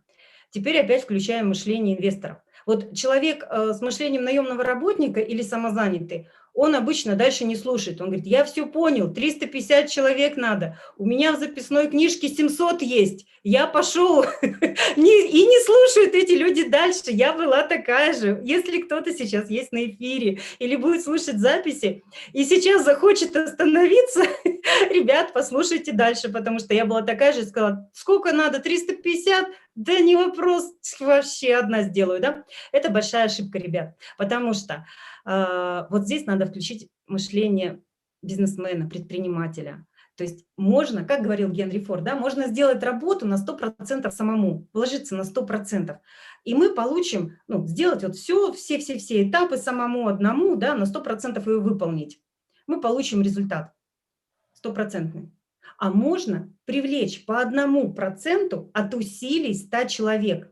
Результат будет тот же самый, только первый способ трудный, когда мы все делали сами, все на себе тащили, а второй способ умный. И вот здесь в бизнесе нам с вами важно научиться включать мышление предпринимателя и работать по-умному. А что это значит? А это значит, надо посмотреть, так, а у меня в окружении вообще вот есть, ну, хотя бы 5 таких толковых человек, кого сейчас интересуют либо деньги, то есть человек интересуется дополнительным доходом, увеличением дохода, или ему его работа уже надоела, потому что он там никаких перспектив не видит и понимает, что, ну, впереди ничего хорошего не ждет, да, или там у него нет времени, или, может быть, есть хорошая зарплата, но нет времени жить на эти деньги, и человек готов что-то менять. Вот таких 5 человек у меня есть. Или людей, которых интересует здоровый образ жизни, они принимают витамины, то есть они себе что-то там покупают, да, такое, интересует красота. Есть такие люди? Ну, конечно, есть, потому что вот у меня, несмотря на то, что я занимаюсь сейчас бизнесом, да, я знаю точно, у меня такие люди есть. Вот. Что мы делаем? Мы приглашаем 5 человек на информационную встречу. Ну, примерно на такую, как вот провожу сейчас с вами я. Приглашаем с вами, да, то есть ваши люди приглашают к вам своих знакомых, друзей, родственников. И вы проводите для них вот такую презентацию возможностей, где показываете, что здесь можно либо оформить карту, быть умным покупателем, либо начать зарабатывать. Рассказываем все по шагам. Люди посидели, послушали, да, заинтересовались, но мы сразу договариваемся, что проводит наставник эту встречу. Почему? Потому что он более опытный человек, да, он уже может рассказать об этом бизнесе профессионально, нежели новичок. Да, новичку дело основное только научиться, пригласить, да, вот. Сказать, я рассказываю, да, как спонсор, ты сидишь рядышком и слушаешь, как я провожу встречу. Люди посидели, послушали, Допустим, вот это вот у нас Светлана, раз, я ее отозвалась, она говорит, слушайте, вот она, да, Светлана у нас будет, а у меня тоже есть 5 человек, кого интересуют деньги. Интересуют деньги, либо здоровье, красота. У меня тоже такие есть. Я говорю, хорошо, приводишь на следующую встречу, приводит на следующую встречу 5 человек. Также мы, допустим, в Zoom собрались, или где-то в кафе, или в офисе. Неважно, сейчас мест много где можно организовать. Что мы делаем? Я опять провожу эту встречу, а здесь уже и Светлана сидит учится, да, и там вот первая вот эта вот девушка тоже у нас сидит учится, то есть вместе. Вместе сидят, обе учатся, слушают, как я провожу встречу, что-то записывают, что-то фиксируют. 5 человек пригласили по 5, это у нас уже 25 человек. Правильно? Посидели, послушали. Следующий говорит, там, Маша, там, Катерина говорит, слушайте, у меня тоже есть 5 человек, кого интересуют деньги. Конечно, есть такие люди. И она приглашает своих 5 человек на эту встречу. Да? То есть каждый у нас приглашает по 5 человек. 125 получается. И опять я для них провожу презентацию, они сидят учатся. 3-й раз. Потому что люди 3 раза послушали, и как в школе изложения, да, информация уже вся запомнилась. И когда в следующий раз новичок приглашает своих, уже мой новичок, да, вот это вот, допустим, первая Светлана, кто у нас была, она проводит встречу, я сижу, слушаю на подстраховке. То есть все ли верно говорит, но там, если где-то надо что-то подсказать будет, если запутается, то слово вставлю. А так сижу, терплю, потому что ей надо научиться, ей надо самой запуститься и самой научиться давать полную информацию. Что у нас получается? 5 человек плюс 25 плюс 125 плюс 625. У нас получается 780 человек. То есть мы хотели с вами, помните, 350 создать организацию, а у нас уже 780 человек получилось. Средний заказ 2000 рублей. Умножаем на 2000 рублей, у нас получается 1 миллион 560 тысяч рублей. 21% от этой суммы будет выплачен в организацию. Это 327 600 рублей. И из них примерно 130 тысяч будут ваши, да, того человека, который эту организацию создал. Я надеюсь, с этим все понятно. Но это еще не все. Это, опять же, только начало. Смотрим дальше.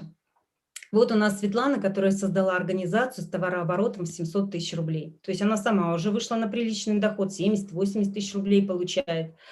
Там люди в ее организации, кто тоже у нас, кто-то потребитель, кто-то продавец, кто-то бизнес-партнер, активно приглашает новичков, да, проводит обучение, проводит планерочки. Вот. Екатерина тоже, она говорит, а я не хочу отставать, Свет, может, у меня что, у меня тоже все получится, вон у нее люди как идут. И она тоже взяла, создала такую же организацию. Ну, вот я ее не стала здесь перерисовывать, но то же самое. То есть у Катерины тоже товарооборот от 700 тысяч человек, от 700 тысяч рублей в месяц. То есть 2 лидерские организации. Что вы как руководитель получаете в этом случае? Ну, ваши девочки, понятно, они вышли на первую лидерскую ступенечку такую, да, их доход 55-75 тысяч рублей в месяц. Вы, как руководитель 2 лидерских групп, получаете уже доход примерно 170 тысяч рублей в месяц. Если у вас вырастает 4 таких лидера, да, то есть запустили 2, помогли еще 2 вырасти, что будет? За 4 выращенные группы, то есть 4 лидера, которые уже сами со своей организацией приносят товарооборот от 700 тысяч рублей, получают свой доход 70-80 тысяч рублей в месяц, да, ваш доход увеличивается до 330 тысяч рублей в месяц. 5 групп, это уже директор, 700 тысяч рублей в месяц. 6 человек вырастили, 1 миллион 200 тысяч рублей в месяц. Затем смотрим навык, да, вырастили 6 групп, можно это повторить, если есть большие цели, я обычно всегда это показываю для мужчин. Пожалуйста, где еще, на какой наемной работе вы будете получать 3 миллиона рублей в месяц? Здесь вырастите 12 групп, пожалуйста, любой амбициозный план возможен. И это даже еще не все, правильно? Вот. Поэтому вот это очень важный слайд, чтобы посмотреть, какие здесь есть перспективы и увидеть для себя, а какая здесь сумма меня драйвит, да?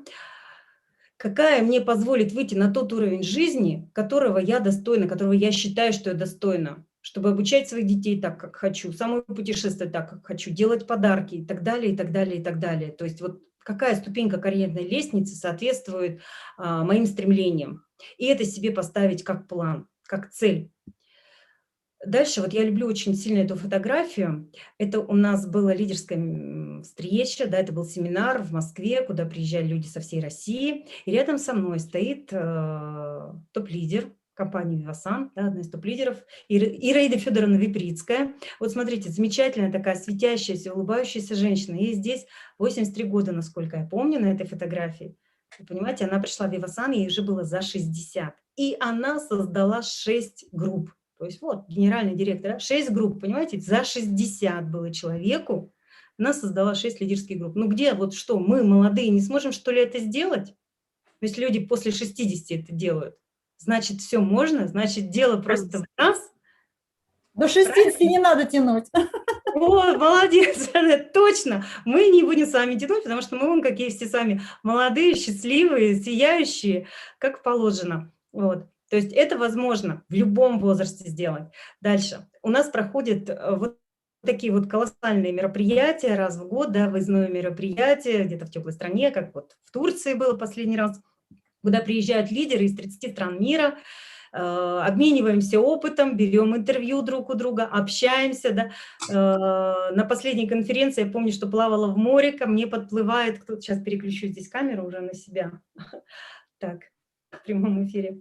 Помню, плаваю я в море, какая-то голова ко мне плывет. Вы «Вивасан»? Я говорю, я «Вивасан», а вы откуда? А я из Луцка, Украина. Я говорю, приплыви сюда, будем знакомиться. Вы не поверите, друзья, мы целый час вот так вот бултыхались в воде и говорили про бизнес. То есть даже в воде люди там обмениваются опытом. И вот это вот кипение, оно идет до 12 ночи, там на набережной, в лобби-баре, еще где-то собираются группами, можно подойти, можно взять вот этот вот опыт от других партнеров, да, зарядиться, найти партнера любого уровня и пообщаться. Слушай, помоги мне здесь проанализировать, а как ты это делаешь, да? То есть вот такие вот встречи, они очень важны, они очень сильно заряжают. И для того, чтобы, ну, показать вот этот уровень жизни, стиль общения, вообще мышление предпринимателя. Я на последнюю конференцию, вот, собственно, где была, взяла свою старшую дочку, Полинка, вот она рядом со мной, она у меня учится на филологическом факультете в Московском государственном университете, но я понимаю, что работа по найму не даст больших денег, и я ей вот уже заряжаю сейчас, вот это мышление предпринимателя, я говорю, иди пообщайся вот с переводчиком с нашим, да, сколько он получал, будучи заведующим кафедром. Девочки, я не постеснялась, я подошла к нашему переводчику. Вы знаете, да, что он заведовал кафедрой в МГУ иностранных языков, немецкой кафедрой. Я спросила, какая у вас была зарплата? Как вы думаете, сколько получает человек вот такого уровня? 15 тысяч рублей в Москве, в МГУ. 15 тысяч рублей. Я это все сказала дочери. Я говорю, дочь, видишь, куда он пошел сейчас зарабатывать? Он работает переводчиком, да? Ну, то есть, говорю, посмотри просто, что тебя ждет потом. Если не смотреть сейчас и не готовить фундамент, вообще где, что и как. Я, вы знаете, как-то по жизни всегда люблю вот интересоваться людьми, да, как, чем работать, чем занимаетесь, нравится, не нравится. То есть, ну, поговорить люблю с людьми, да, поэтому, наверное, и получается узнать много о жизни. Мероприятие потрясающее, то есть обучение идет непосредственно от владельцев производств, да, можно задать те вопросы, которые нас интересуют.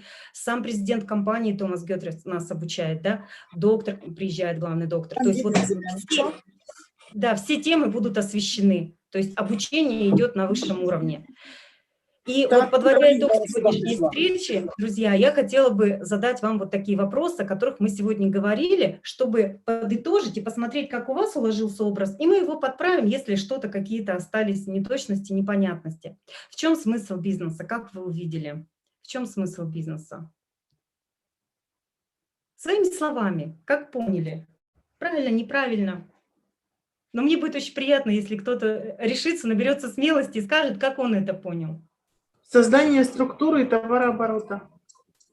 Юлия, да, создание структуры, все правильно, создание организации, где каждый покупает сам для себя в интернет-магазине или в офисе, и при этом приглашает других людей, чтобы познакомить с двумя возможностями компании. Первое – экономить, оформить дисконтную карту, либо зарабатывать. То есть либо быть умным покупателем, либо быть и умным, и богатым. Да? То есть смысл бизнеса в построении организации, где каждый покупает сам для себя продукцию, при этом еще приглашая других людей и знакомить с двумя возможностями. Все верно. Что необходимо делать? Как поняли? Своими словами. Особенно новичку. Да? Что необходимо делать будет? Приглашать на презентацию. Все верно, да. Необходимо научиться приглашать. Это первый навык. Сначала научиться приглашать, а потом научиться рассказывать, вести презентацию, и потом уже строить структуру. А что это значит строить? Это значит обучать. Это значит, если там, моя Светлана научилась, обзвонила своих знакомых, да, у нее получилось пригласить, она своей Кате, которая сказала, я тоже хочу, она и может этот опыт передать, сказать, слушай, я своим девчонкам позвонила, сказала вот так, и вот так, и вот так, и они пришли. Ты можешь также позвонить? Она говорит, слушай, ну, конечно, так-то я тоже могу. То есть, собственно, это наша задача с вами, как лидеров, уже будет обучить, какими голосовыми мы пользуемся сообщениями, да, как мы приглашаем по телефону, как мы приглашаем в соцсетях, и чтобы это у новичка было на автомате, да, чтобы он это сначала нам сдал, показал, как он это делает, а потом уже отправляем в самостоятельное плавание, ну, и, естественно, корректируем, где надо, да. Что необходимо делать? Необходимо научиться приглашать. Но если нам за это платят такие деньги, неужели не научиться? Правда? Но если такие деньги платят, ну, можно же научиться, ну, всему. Я вот в свое время помню, когда рассматривала, думала, что со своей наукой, может, мне за рубеж уехать, что-то еще. У меня был всегда немецкий язык, вот, я хорошо его знала, и, ну, то есть в свое время поработала и в Австрии, поработала в Германии, а потом, понимая, что мне для аспирантуры, для всего нужен английский, я пошла на курсы и выучила английский. Выучила до advanced уровня, и потом, когда начала уже работать по теме стволовых клеток, мне это очень пригодилось, потому что нужен был как раз специалист, который не только знает хорошо биологию, генетику, но и может вот свободно общаться на любые темы. Вот. Поэтому вот в свое время, да, для того, чтобы хорошо зарабатывать, что надо? Выучить английский, выучить, что еще надо сделать? Обучиться там таким-то технологиям, давайте обучусь, да. И здесь мы с вами должны подходить точно так же в бизнесе, да. То есть не говорить, я этого не умею, и все, да. Но если за это платят такие деньги, ну, можно научиться? Ну, конечно, можно, правильно? Приложить определенное количество усилий, навыков, поговорить с теми, у кого получается, зарядиться, все. Сколько будут платить, как поняли? От чего это зависит? Тоже своими словами. От товарооборота. Да, Ирина, да, то есть какой товарооборот создадим, столько и получим. Создали 100 тысяч товарооборот, ну, там, не знаю, 7, 8, может, даже 10 тысяч получим. Да. Создали 1 000 000 товарооборот, 100 тысяч получим и так далее. И так далее. То есть зависит от товарооборота, а не за приглашенных. Ну, вы молодцы, вы вообще молодцы. Кто будет помогать в бизнесе? Все. Кто конкретно? Все это ответственность размазанная. Кто конкретно будет помогать? Спонсор. Ну, спонсор информационный. Конкретно кому это важно, вот тот и будет помогать. И команда будет помогать, если команда создается, конечно, это общая работа. Единомышленники, люди, которые интересуются, они будут давать мотивацию. И, кстати, и сама компания будет помогать, потому что они что делают для нас? Акции различные, да, семинары обучающие, платформы создают, сайты создают, справочники выпускают. То есть все, начиная действительно с того человека, который пригласил, если он, ну, человек ответственный, да, если нет, то мы просто идем выше, до вышестоящего спонсора, до того, которому, как вы правильно сказали, это надо, и кто будет вкладываться в новичка своим временем, чтобы передать опыт. Вот. То есть будет наставник помогать, будет команда помогать, будет помогать сама компания. И что получим в результате проделанной работы? Самый приятный вопрос. А еще продукт будет помогать, потому что продукт очень... Удовлетворение получим. Очень большое удовлетворение от своей жизни. Материальное, да? И моральное. Почему моральное и материальное, и вообще жизнь другая будет. Но мы получаем желаний, а у каждого они свои. В результате мы получим пассивный доход. Свой потолок желаний, да. В результате мы получим пассивный доход, очень интересную, наполненную жизнь эмоциями и людьми, встречами новыми. Мы получим знания новые. Ну и с нашим продуктом это активное долголетие, я вот так думаю. Все верно, да, но мы получаем с вами, по сути дела, стиль жизни инвестора. То есть человека, у которого уже есть свободное время, и вот он решил, что ему надо сейчас там свозить семью или самому поехать в Париж. Ну, не надо ни у кого отпрашиваться, не надо там что-то, да, готовить долго. Купили билеты, оформили визу и полетели. Все. То есть мы получаем стиль жизни инвестора, когда у нас появляется и время, и деньги, и действительно удовлетворение от выполнения некой миссии. Правильно? от выполнения Свобода комиссии. мысли, свобода финансовая. Мгм. Вы знаете, Вот еще поэтому можно дополнить, определяем, Ирина. да, сейчас можно будет вопрос задать, определяем для всех вот новичков, говорю, да, кто будет в записи смотреть или смотрел сейчас, определяем свой уровень по карьерной лестнице, да, смотрим, как я хочу жить, какие мои мечты, сколько стоит квартира, в которой я хочу жить, сколько стоит путешествия, в которых я хочу побывать, сколько там стоит для нас, для девочек, всякие спа-салоны, массажи, ну что мы там любим, да, вот, для детей образование сколько стоит, и считаем в год, значит, это надо столько, делим на 12, значит, месячный доход такой-то, и находим по карьерной лестнице, чему он соответствует. И ставимся, значит, вот сюда я хочу, значит, вот такое количество человек, и я на него нацелюсь. Ну, у всех получается. Смотрите, у Реды Федоровны получилось, да? И она не единственная. Я имею в виду к тому, что человек пришел уже не в 20, не в 30, не в 40 и даже не в 50 лет. Почему я показываю? Она обычно очень сильно мотивирует всю молодежь, кто вот помладше, да? Что это возможно. Это возможно. Хорошо, вопросы, друзья мои. Давайте я тогда презентацию, наверное, сверну. Правильно? Рано. Я только хотела сказать, что у нас здесь есть тоже такие же прекрасные леди, которых можно показать воочию. Даже в Давайте, данный момент. давайте, У я нас прям переверну камеру. менеджеры представлены, которые могут помахать ручками. У нас здесь есть генеральные директора, которые представлены в 2 человека, да, тоже вот могут помахать ручками. Ольга Васильевна, вас не видно, но мы видим вашу фотографию. Поэтому, вы знаете, когда мы говорим о ком-то и где-то, это одно, а когда это вот реальные живые люди, их можно увидеть в данный момент. Валентина Викторовна, Татьяна Митрофановна, Лидия Митрофановна, Ольга Васильевна. Поэтому вот скромные, прекрасные леди. Нина которые Кузьминцева по возрасту и по, как бы, по значимости. Вот, это очень важно. Выглядит хорошо, получает самодостаточное. Вот, это очень важно. Это мы в И данный все вы момент молодцы. Все вы которые обучены. сейчас здесь.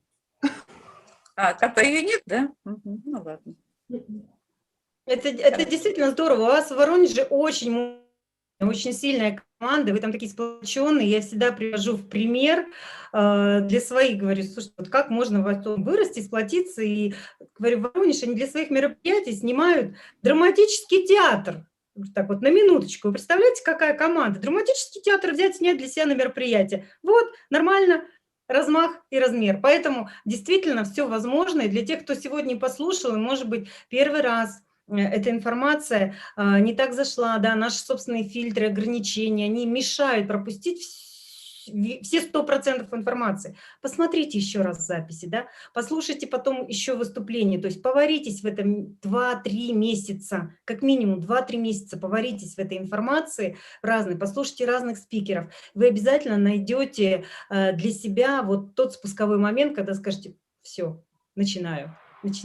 И для нас, для всех, я думаю, вы со мной солидарны, будет очень приятно вырастить еще много новых сильных лидеров. Да. У меня все, друзья мои. Была очень рада с вами сегодня увидеться. Огромная благодарность за организацию мероприятия. Благодарю всех, кто пришел в прямой эфир здесь, в Инстаграм. И если кто-то был в соцсетях, огромная благодарность за организованное мероприятие, Ирине в частности. Благодарю. Спасибо, Леночка, большое. А у меня вот такой вот вопрос к тебе. Правда, что ты еще и автором книг своих являешься, да? Да. Ну, не знаю, я это как-то так рассматриваю. Ну да, есть такое. Ну да. А где их можно? Ребята, вы знаете, это все настолько несложно. Ну, правда, это все настолько несложно. Я думаю, что самая лучшая книга, она должна быть еще впереди, заметьте. У топовых сетевиков, у большинства есть свои книги. Они, как правило, небольшие, да, не толстые. Я и зарубежных, отечественных имею в виду, да. Но каждый какую-то свою определенную книгу пишет. Вот, поэтому, возможно, еще впереди. Понятно. Еще впереди. Спасибо, Леночка, спасибо. Было очень интересный эфир сегодня. Спасибо большое. Я рада. Если есть какие-то еще вопросы, я знаю, что у нас есть еще другие чаты, в которых не видно. Ой, мне здесь в прямом эфире все ставят вот такие вот всякие значочки. Ой, спасибо вам огромное, мне очень приятно. Игорь, есть там еще вопросы, Игорь? служба нашей технической поддержки. Игорь, Я есть скинул вам вопросы? все в чат. Всё Так, в Всё чате. открываем в чате, да, чат. есть. Так, ну я думаю, что мы осветили, потому что вот я сейчас тоже прочитала, что здесь было. Люди старались отвечать.